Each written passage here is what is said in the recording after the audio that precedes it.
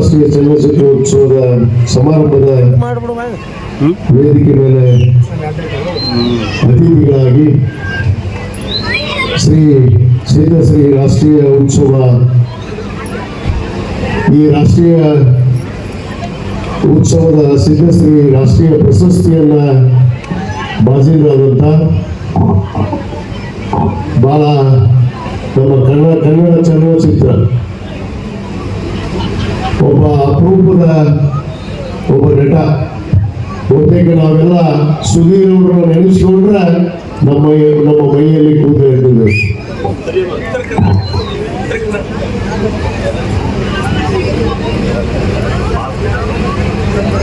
ರಾಜ್ಯ ಪ್ರಶಸ್ತಿಯನ್ನ ಪಡೆದಿರುವಂತ ನಮ್ಮ ಸುಧೀರ್ ಬಹುತೇಕ ನಮ್ಮ ಕಾಲದ ಒಬ್ಬ ನಟರು. ಬಹುತೇಕ ಎಲ್ಲ ಹಿರಿಯರಿಗೆ ಬಹಳ ಜನ ಕೂತಿದ್ದೀರಿ.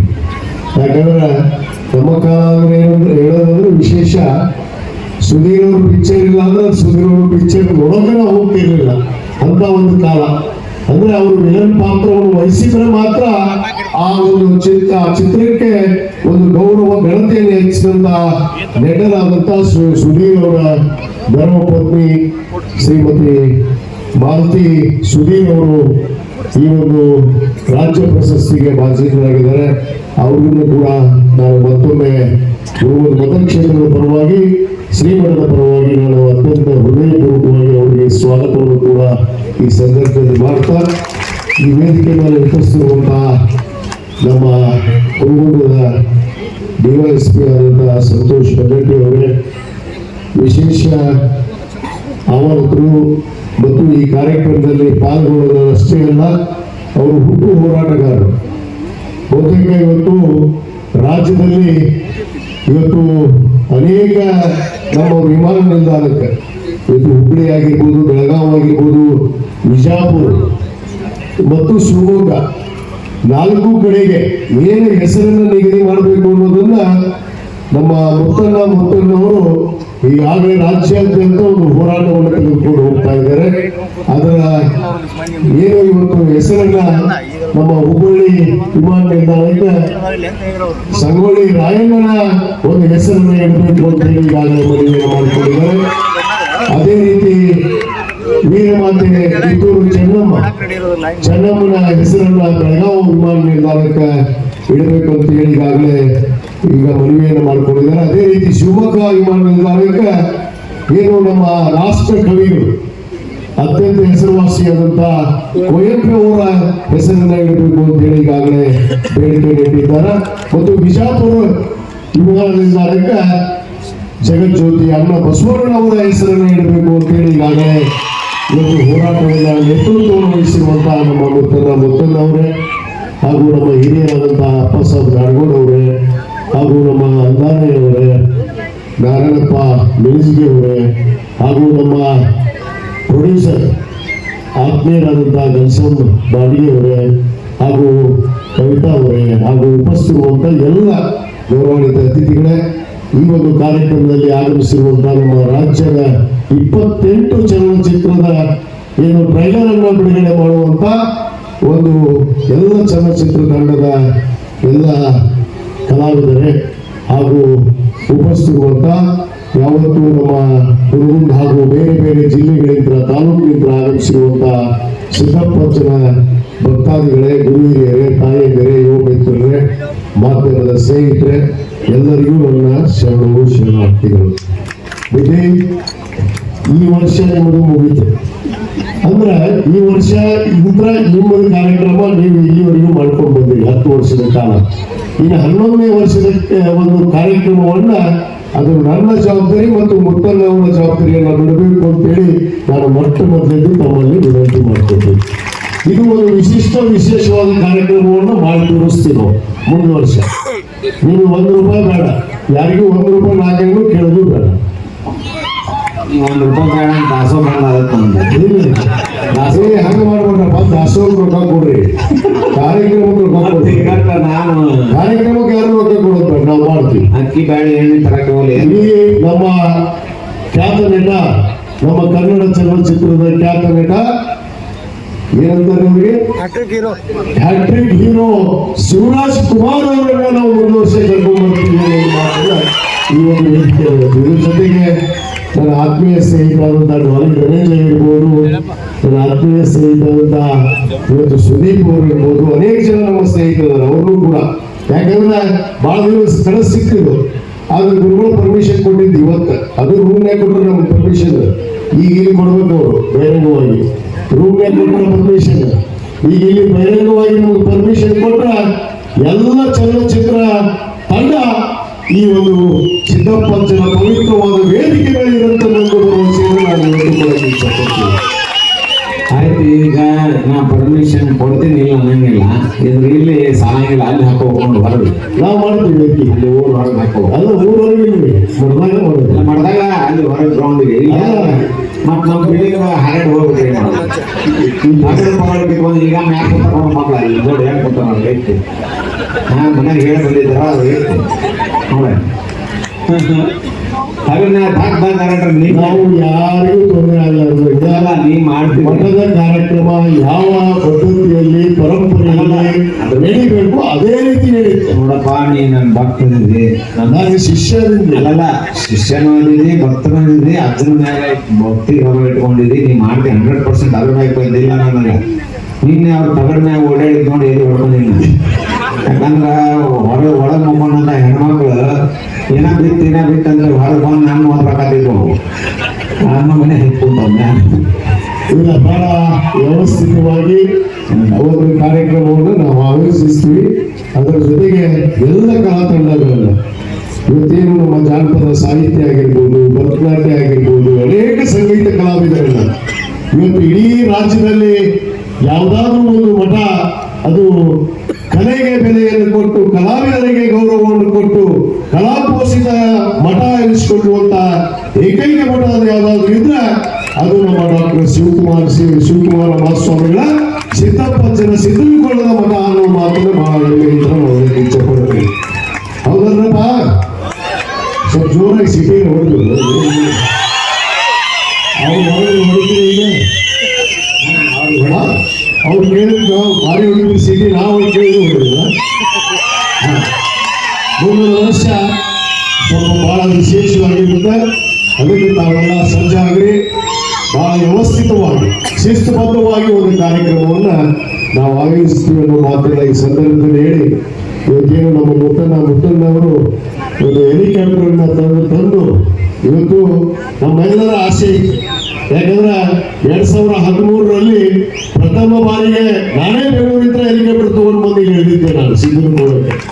ಆ ಒಂದು ಆಶೀರ್ವಾದ ಕೂಡ ಮಾಡ್ಯಾರ. ಮುಂದಿನ ವರ್ಷ ನಾನು ಈಗಾಗಲೇ ನನ್ನ ಫಾರ್ಮ್ ಹೌಸ್ನಾಗ ಹೆಲಿಪ್ಯಾಡ್ ಮಾಡಿಟ್ಟಿನಿ ರೆಡಿ. ಅದಕ್ಕೆ ಅಜ್ಜಾರಿ ಒಂದು ಆಶೀರ್ವಾದ ಮಾಡ್ಯಾರ. ಮುಂದಿನ ವರ್ಷ ಸ್ವಂತ ಹೆಲಿಕಾಪ್ಟರ್ ತಗೊಂಡೆ ಒಂದು ಇವತ್ತು ಪುಷ್ಪವನ್ನು ನಾವು ಹಾಕ್ತೀವಿ ಅನ್ನೋ ಭರವಸೆಯನ್ನು ಕೂಡ ನಾನು ಈ ಸಂದರ್ಭದಲ್ಲಿ ಕೊಡೋಕೆ ಇಚ್ಛೆಪಡ್ತೇನೆ. ಯಾಕಂದ್ರೆ ಅಜ್ಜಿನ ಆಶೀರ್ವಾದ ಆದ್ರೆ ಮುಗೀತು, ವಾಕ್ಯ ಆದ್ರೆ ಮುಗೀತು. ಏನಕ್ಕೆ ಐತಿರಪ್ಪ ಎಲ್ಲರಿಗೂ ವಾಕ್ಯ ಆದ್ರೆ ಆದಿಲ್ಲ ಮಚಾರದ.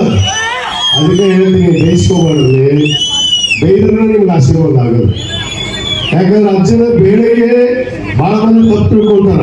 ಏನು ಅಜ್ಜರು ಹಿಂಗ್ ಮಾತಾಡ್ತಾರಲ್ಲ, ಯಾರಾದ್ರೂ ಅಜ್ಜರು ನೋಡಿರಿ ನೀವು ನೇರವಾಗಿ ಮಾತಾಡೋದು. ಯಾರು ನೋಡಿರಪ್ಪ ಅವ್ರು ಬೆಳಿಗ್ಗೆ ಬೇಗ ಏನ್ ಹೇಳ್ರಿ, ಆಶೀರ್ವಾದ. ಸಿದ್ಧಶ್ರೀ ರಾಜ್ಯ ಪ್ರಶಸ್ತಿ 2026ಕ್ಕೆ ಮಾಲತಿ ಸುಧೀರ್ ಅವರು ಭಾಜನರಾಗಿದ್ದು ಆ ಪ್ರಶಸ್ತಿಯನ್ನ ಸ್ವೀಕರಿಸ್ತಾ ಇದ್ದಾರೆ ವೇದಿಕೆ ಮೇಲೆ.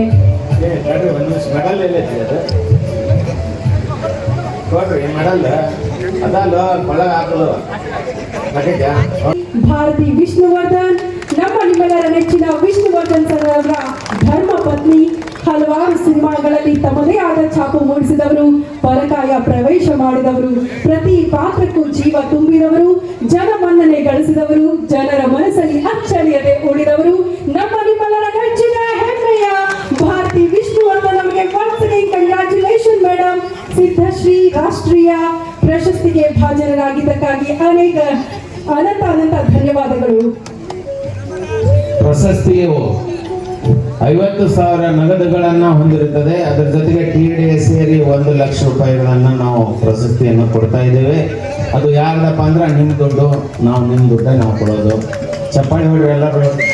ನೀವು ಇದನ್ನ ಪ್ರಶಸ್ತಿ ಅನೌನ್ಸ್ ಮಾಡಿದವ್ರ ಭಾಷಣ ಮಾಡ್ಲ ಡೈಲಾಗ್ ಹೇಳ ನೀವೇ ನಿರ್ಣಯ ತಗೊಳ್ಳಿ. ಪೊಲೀಸ್ ಬಾ ಅಂದ್ರೆ ಈ ಪೊಲೀಸ್ ಬಂದ ಅಂತ ಪೊಲೀಸ್ಲೇ ನಿಮ್ಗೆ ಯಾರು ಹೇಳುತ್ತಲ್ಲ ಹಾಗೆ ಅಲ್ಲಿ ಯಾಕೆ ಸಿಟ್ಟು ಹೊಡಿತೀವ ನಿಮ್ಮೆಲ್ಲ ಹಾಸ್ಪಾಟ್ ಇರ್ತಾವ ನಮ್ಗೆ ಒಂದೊಂದಾಗ ಬಾ ಹೋಗ ಇರ್ತಾಗ ಹಿಂಗೆ ಹೋಗಲೇ ಅವ್ರು ಒರಿಜಿನಲ್ ಇನ್ಸ್ಪೆಕ್ಟರ್ ಎಲ್ಲಿ ಹೊಡ್ಕೊಂಡು ಸಾಕ್ತಾರೆ ಮತ್ತೆ ಅದಕ್ಕೆ ಹಂಗ ಕಾಮಿಡಿ ಇರೋದ ಹೊಡ್ತಾರೆ. ಎಲ್ಲಿ ಕಾಮಿಡಿ ಇರೋದಿಲ್ವೋ ಅಲ್ಲಿ ಚೆನ್ನಾಗಿ ನಗೋದಿಲ್ಲ, ಎಲ್ಲಿ ಜನ ನಗೋದಿಲ್ವೋ ಅದು ಆರೋಗ್ಯ ಇರೋದಿಲ್ಲ ಅಂತ ಹೇಳ್ತಾರೆ. ಹಂಗೆ ನಮ್ಮ ಸಿದ್ಧಗೊಳ್ಳ ಮಠದ ಸ್ವಾಮಿಗಳು ಎಷ್ಟು ನಗಿಸ್ತಾರೆ ಅಂದ್ರೆ ನಾನು ಸ್ವಾಮಿನೇ ಅಲ್ಲ, ನಾನು ನಿಮ್ಮವರು ಅಂತ ಹೇಳ್ತಾರೆ. ಸೊ ಅವರ ಒಂದು ದೊಡ್ಡ ಹಿರಿತನ, ದೊಡ್ಡತನ ಇದೆಲ್ಲ ನನಗೆ ಬಹಳ ಇಷ್ಟ ಆಗುತ್ತೆ. ನಾನು ಅವ್ರ ಫ್ಯಾನ್ ಆಗಿದ್ದೀನಿ. ವೇದಿಕೆ ಮೇಲೆ ಉಪಸ್ಥಿತರಾಗಿರುವಂತಹ ಆದರಣೀಯ ಮುಖ್ಯ ಶಾಸಕರೇ ಹಾಗೂ ಇವತ್ತು ಸಿದ್ಧಗೊಳ್ಳಕ್ಕೆ ಬಂದಿರುವಂತಹ ಭಾರತಿಯಮ್ಮ ಅವರ ಕುಟುಂಬದವರೇ, ಕಲೆಯನ್ನ ಬೆಳೆಸಬೇಕು, ಕಲೆಯನ್ನ ಉಳಿಸ್ಬೇಕು, ಕಲಾವಿದರನ್ನ ಪೂಜಿಸ್ಬೇಕು, ಅವರಿಗೆ ಆಶೀರ್ವಾದ ಮಾಡಬೇಕು ಅಂತ ಬಂದ ಇಲ್ಲಿ ಎಲ್ಲರೂ ಕಲಾಭಿಮಾನಿಗಳಿಗೂ ನನ್ನ ಹೃತ್ಪೂರ್ವಕವಾದ ಅಭಿನಂದನೆಗಳು. ಇಷ್ಟು ದೂರ ಸ್ವಾಮಿಗಳು ನಮ್ಮನ್ನು ಕರೆಸಿ ಸನ್ಮಾನ ಮಾಡಿದ್ದಾರೆ. ಅವರಿಗೆ ಯಾವ ರೀತಿ ಕೃತಜ್ಞತೆ ಹೇಳಬೇಕು, ಯಾವ ರೀತಿ ನಾವು ಅವರಿಗೆ ಏನ್ ಹೇಳಬೇಕು ಅಂತ ಮಾತುಗಳೇ ಒಂದೊಂದ್ಸರಿ ಬರೋದಿಲ್ಲ. ಸೊ ಗುರುಗಳೇ, ಸದಾ ನಿಮ್ಮ ಆಶೀರ್ವಾದ ನಮಗೆ ಇರಲಿ ಅಂತ ನಾನು ಕೇಳ್ಕೊಳ್ತೀನಿ. ಅವ್ರ ಆಶೀರ್ವಾದಕ್ಕಿಂತ ಅವ್ರು ಬೈತಾ ಇರ್ತಾರಲ್ಲ, ಅದು ಬಹಳ ಖುಷಿ ಆಗುತ್ತೆ.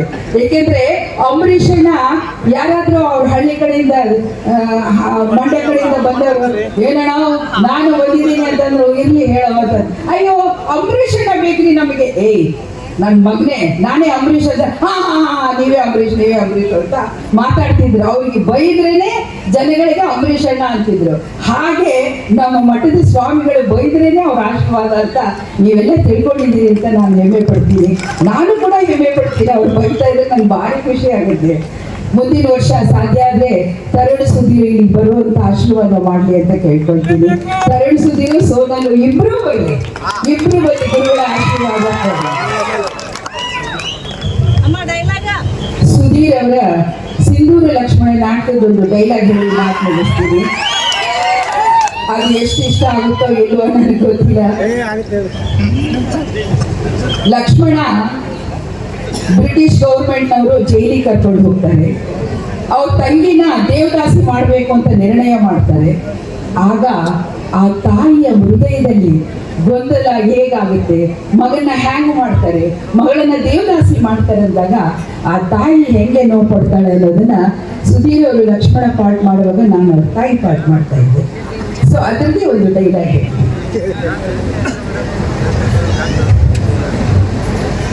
ಅಯ್ಯೋ ದೇವರೇ, ಯಾವ ಜನ್ಮದಲ್ಲಿ ತಾಯಿ ಮಕ್ಕಳನ್ನು ಅಗಲಿಸಿದ್ದೇನೆಂದು ಈ ಜನ್ಮದಲ್ಲಿ ನನಗಿಂತ ಹೀನ ಸ್ಥಿತಿಯನ್ನು ತಂದೊಡ್ಡಿದೆ.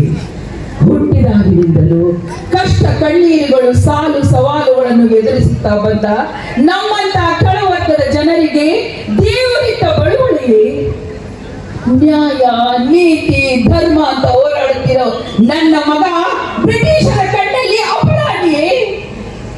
ನನ್ನ ಮಗಳ ರೂಪ ಯೌವನ ಸ್ಮಶಾನಕ್ಕೆ ಹೊರಟ ಶವದ ಸಿಂಗಾರಿನ ಹೂವಿನಂತೆ ಆಹುತಿಯಾಗುವುದನ್ನ ಕಂಡು ನಾನು ಸುಮ್ಮನಿರಬೇಕೆ? ಇಲ್ಲ ಇಲ್ಲ, ಇದನ್ನು ಎದುರಿಸಲೇಬೇಕೆಂದು ಧೀರ ನಿರ್ಧಾರ ಕೈಗೊಂಡ ನನ್ನ ಮಗ ನನಗಂತ ಮಾತು. ಹೌದು ಲಕ್ಷ್ಮಣ, ನಿನ್ನ ಧೀರ ನಿರ್ಧಾರಕ್ಕೆ ಗೆಲುವಾಗಲಿ. ನನ್ನವರ ಉಸಿರು ಒಂದಾಗಿ ಈ ಭೂಮಿ ವಸುಳೆಯಾಗಿ ಆಜ್ಞೆ ಬರುವಂತ ಸಿಡಿಯಲಿ, ಹೋರಾಟ ನಡೆಯಲಿ, ಪ್ರಸಂಗವಿದ್ದರೆ ರಕ್ತಕೂಡ ಹರಿಯಲಿ. ಸತ್ಯಕ್ಕೆ, ನ್ಯಾಯಕ್ಕೆ, ಧರ್ಮಕ್ಕೆ ಗೆಲುವಾಗಲಿ. ಲಕ್ಷ್ಮಣ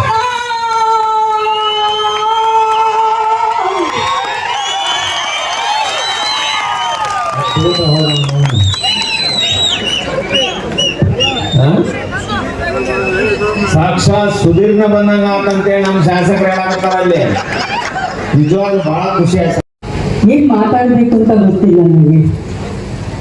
ಮನಸ್ಸು ತುಂಬಿ ಬಂದಾಗ ಮಾತುಗಳು ಬರಲ್ಲ. ಶಿವಕುಮಾರ ಸ್ವಾಮಿಗಳು ಹೇಳ್ತಿದ್ರು, ಈ ಸ್ಟೇಜ್ ಮೇಲೆ ಬಂದರೆ ಮಾತುಗಳು ತಾನಾಗೆ ಬರುತ್ತೆ ಅಂತ.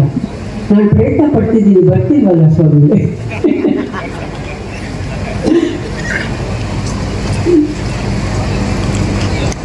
ನಿಮ್ಮನ್ನೆಲ್ಲ ನೋಡಿ ಎಷ್ಟು ಸಂತೋಷ ಆಗ್ತಿದೆ ಅಂದರೆ,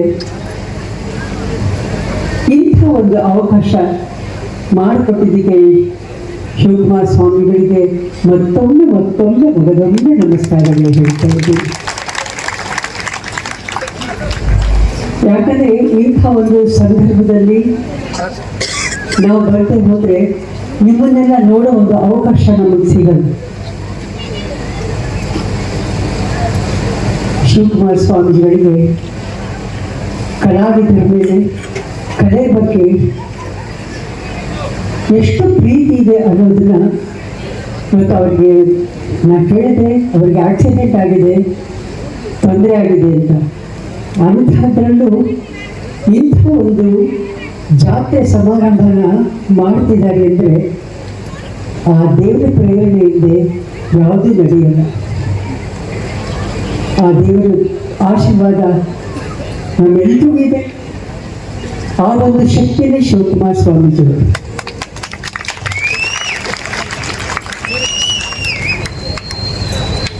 ಇನ್ನೇನು ಹೇಳೋದು, ನೀವು ಹೇಳೋದು ನಾನು ಕೇಳಬೇಕಷ್ಟೇ. ನನಗೆ ಮಾತಾಡಿ ಅಭ್ಯಾಸ ಅಲ್ಲ. ಯಾರಾದರೂ ಡೈಲಾಗ್ ಬೆಳೆಸ್ಕೊಟ್ಟು ನಾನು ಮಾತಾಡಿ ಹೇಳ್ಬೋಗ್ಬಿಡ್ತೀನಿ ಅಷ್ಟೇ. ನನಗೆ ಮಾತಾಡೋದ್ರೆ ಸರಿ. ಈ ಸ್ಟೇಜ್ ಅಂದರೆ ನನಗೆ ಸ್ವಲ್ಪ ಸ್ಟೇಜ್ ಮೇಲೆ ಮಾತಾಡೋಕ್ಕೆ ಬರಲ್ಲ. ಅಲ್ಲಿ ಕೂತ್ಕೊಂಡ್ರೆ ನಾನು ನಿಮ್ಮ ಹತ್ರ ಮಾತಾಡ್ತೀನಿ. ಆ ಥರ ಒಂದು ಸ್ವಭಾವ ನಂದು ಇದ್ರೂ ಈ ದಿನ ನನ್ನ ಜೀವನದಲ್ಲಿ ಮರೆಯಕ್ಕಾಗದೇ ಇರುವಂಥ ಒಂದು ಸಂದರ್ಭ. ಆಮೇಲೆ ಈ ದಿನ ನಮ್ಮ ಮಾತೆಯವರು ಇರೋದ್ರಿಂದ ಅವ್ರ ಜೊತೆ ಇರೋದು ಬಹಳ ಸಂತೋಷ ಆಯಿತು ಇವತ್ತು.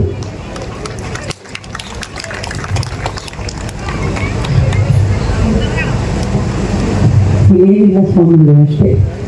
ಒಂದು ವಚನ ಹಾಡ್ತೀನಿ. ವಚನದಲ್ಲಿ ನಾಮಾಮೃತ ತುಂಬಿ, ವಚನದಲ್ಲಿ ನಾಮಾಮೃತ ತುಂಬಿ, ಮನದಲ್ಲಿ ನಿಮ್ಮ ಮೂರುತಿ ತುಂಬಿ, ವಚನದಲ್ಲಿ ನಾಮಾಮೃತ ತುಂಬಿ, ಮನದಲ್ಲಿ ನಿಮ್ಮ ಮೂರುತಿ ತುಂಬಿ, ವಚನದಲ್ಲಿ